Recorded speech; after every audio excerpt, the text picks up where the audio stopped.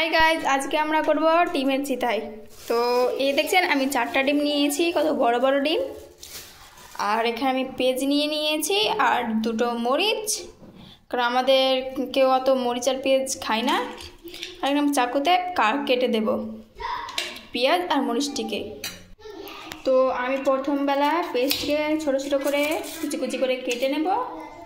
কুচি কুচি করে যদি কাটি তাহলে পেস্ট ডিমের চিতায়ে মামলাটি খুব ভালো হয়। ভালো করে সুন্দরভাবে উল্টাবে।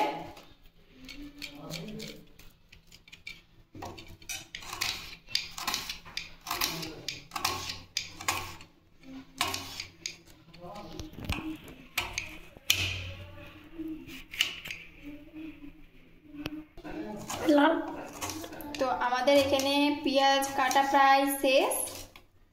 তো আমরা এখন এই কাঁচা লঙ্কাগুলো কেটে দেব।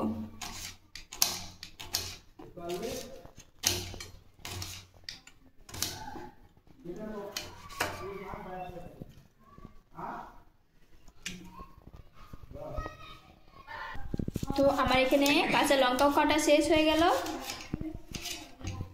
তো আমি এখন এখানে পেঁয়াজ বাটিটাতে আর কাঁচা লঙ্কা আমি সবটি পুরোটাই উঠে নেব।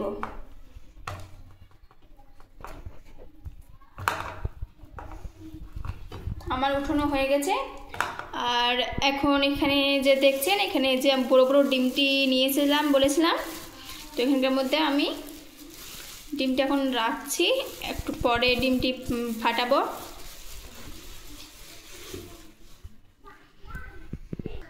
তো এখন আমরা হলুদ দিয়ে দেব, আপনাদের যতটা প্রয়োজন ততটা দিবেন। এখন হলুদ দিয়ে দিলাম আর একটু সামান্য নুন, বেশি নুন দেবে না, না হলে অনেক নুনচা হয়ে যাবে।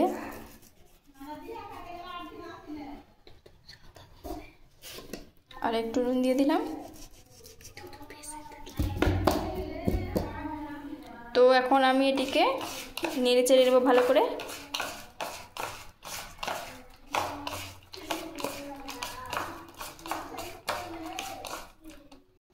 তো এখানে আমার এটি প্রায় লাড়া হয়ে গেছে। তো আমি চারটা ডিমের মধ্যে আমি 3টা ডিম করব। তো আমি 3 ভাগে ভাগ করে দেব এটি মশলাটিকে। যখন আপনাদের বলেছিলাম আমাদের কেউ অত পেঁয়াজ মরিচ খায় না, এটা দিয়ে দিলাম আর এটা 1 ভাগ। তো এখন আমি ডিমটা ভেঙে দিয়ে দেব। তো আমি এখন একটা করে ডিম ফাটাবো।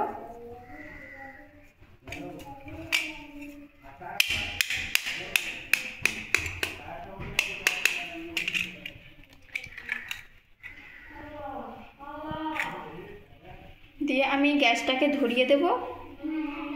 তো আমি এখানে দেখছেন যে গ্যাসটাকে ধরিয়ে দিয়েছি। আর এখানে জলটি যতক্ষণ না নাম মরছে ততক্ষণ একটু লেড়ে নেব, লাড়লে জলটা মরে যাবে। ততক্ষণ আমরা ডিমটাকে ভালো মতন গলিয়ে নিই। আমি এটা হাত দিয়ে লাড়ছি, আপনারা পারলে চামচ দিয়েও লাড়তে পারেন। হাত দিয়ে লাড়লে ভালো করে হয়।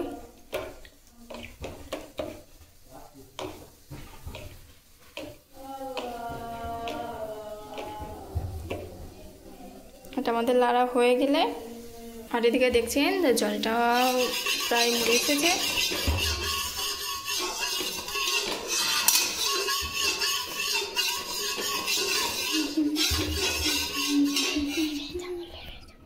সামান্য তেল, প্রথমবার একটু বেশি করে তেলটা লাগবে, নাহলে ডিমটা কিন্তু লেগে যাবে চিতাইটা।